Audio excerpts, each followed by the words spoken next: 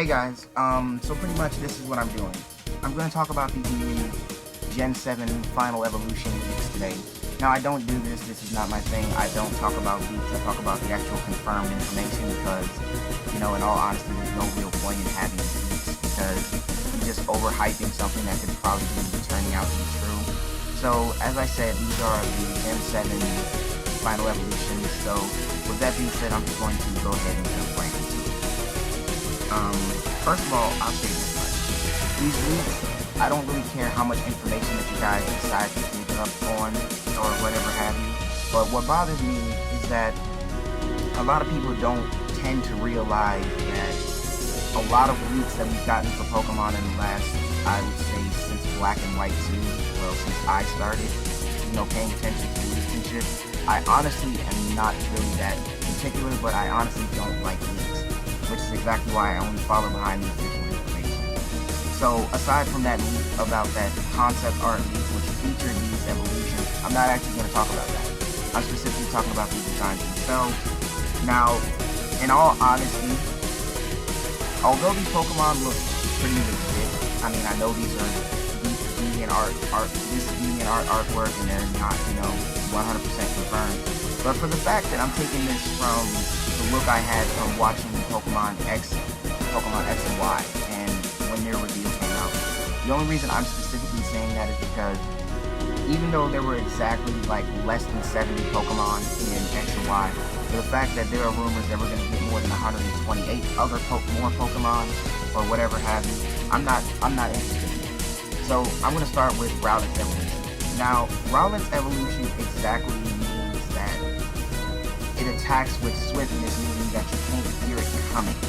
Now, in that particular state of mind, it means exactly what it is.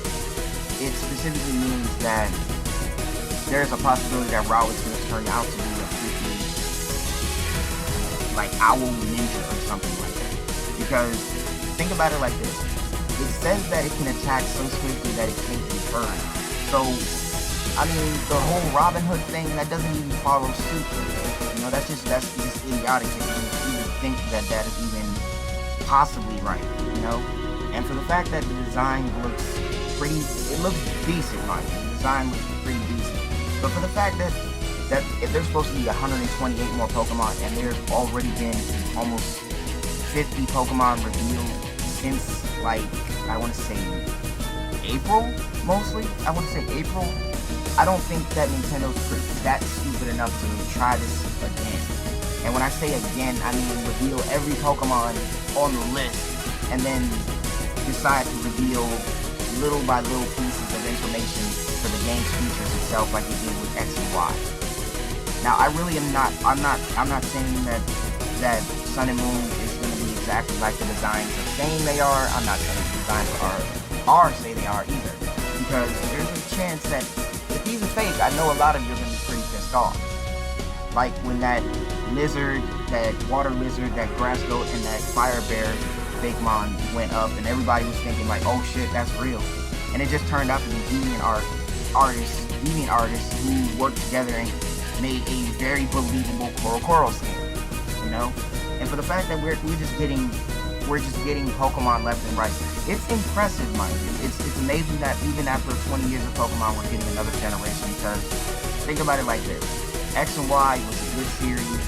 It was a good animated series while it lasted. It was a good game, even though a lot of the Pokemon this is probably the least amount of Pokemon that have ever been revealed in the series. But anyway, on to Litten's evolution. Now, I don't really care very much about Litten's evolution because, in all honesty, I am one of those people who will probably have all three starters in one game. So, from looking at Litten's design, I would even honestly say that for somebody to sit there and say, oh, this is Del Tigre or whatever, that name in general, I'm like, are you people really that pressed? Like, in all honesty, are you that pressed?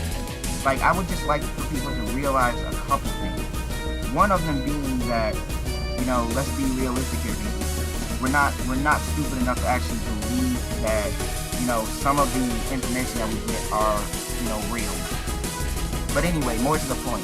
Litten's Pokedex entry says that it stores fire in its fur. Now, although I clearly see there's a belt like a flame like belt around the final Evo's waist and all that. That still is not impressive. That doesn't give any information. That just means that he's gonna literally be shooting fire out his hips. Like, you're gonna be doing a thrusting motion. Now, aside from the fact that I really don't care if that's exactly how the design will go or how the animation will go, think about it like this. In all honesty, if Litten's Final Evo does end up doing that, there's going to be some backlash. Now, the reason I'm saying there's going to be backlash is because of two reasons.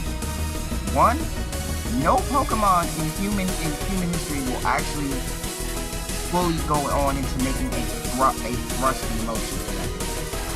You know, like, there's no way Nintendo will make a Pokemon animation that includes using an attack that means it has to thrust its hips forward and then do that repeatedly. You know, like, I don't think Nintendo really wants that controversy. They don't want that type of problem in their issues. Like, they don't want that type of issue. But anyway, aside from what is really going on with Litten, I'll say this much. The Pokédex entry dictates that they do appear calm and often do not show emotion, but however, when trainers start to get into a pinch, it will make an effort to save everyone and trust and care. Now, that's just its behavior. Its physiology is this. A small kitten-like Pokemon with black fur, the red markings on the face with some red whiskers and red stripes. Litten has been known to store heat in its fur in order to release flaming hairballs. So just like an illustration on the Pokemon website, Litten actually stores fire in its fur. So if anything, I don't think this design would probably work to a degree, but if Litten's first evolution ends up being on all fours and then, ends up on two legs, and then its final evolution ends up on two legs, it's pretty much the opposite of Oshawott. Ends up on two legs from the first and second evolution. Final evolution is on all fours. That's what I'm saying. Like, in all honesty, let's not really put that much effort into thinking that this one's real easy. And finally, Poplio's evolution. Now, I don't even want to get into detail about how ridiculous this is, but in respect to the entire Pokemon fan base, people, think about it for a minute. I want you people to actually think about what you're gonna say when I post this video. Like, for the fact that a Poplio, which most starters are male now, I want to point this out correctly. Most starters are male, and it's only a 12% chance that you'll actually get. I'm scratching. It's a 12.5 chance you'll actually get a female of any starter Pokemon. Now, I say that because you guys clearly think that this mermaid Pokemon is real for whatever particular reason. I don't know why. I quite frankly don't care to know why. You know? But I say it like this. For the fact that Poplio would evolve into a mermaid that looks like it has feminine qualities, like the long blue hair, the slim figure and all that, that is not gonna work. Okay? That is just not going to work. Like, that makes little to absolute no sense. Like, okay, we know for a fact that Poplio is going to be a unique Pokemon out of all three starters. The fact that it's capable of blowing balloons made of water out of its nose, and is able to use them as a strategy. So from that point, I think that Poplio's second and final evolution will probably involve those bubbles. Like, it would probably most definitely involve those balloons. Like, that makes absolutely no sense for somebody to sit there and say, oh, this is Poplio's final evolution.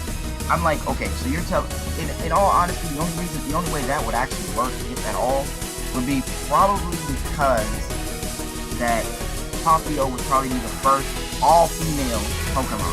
The first all-female starter Pokemon, in general. That's the only way this design would work. Now, I'm not saying the design does not look good. I'm saying that all three designs are pretty decent. And if they were real, I would not have a problem with believing it.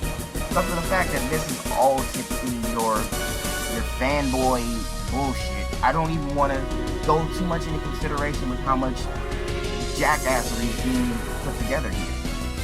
And in all honesty, if people really wanted to put this much effort into making fake Pokemon, or posting fake leaks and all that, just so you can help Nintendo make more money, which in retrospect, you're not helping your case in any form or fashion.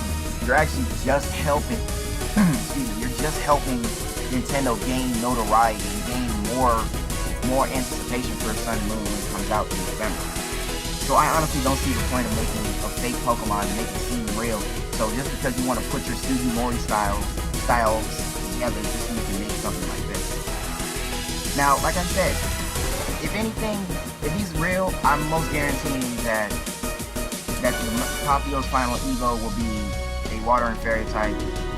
Litten's will be a first Fire and Dark type starter.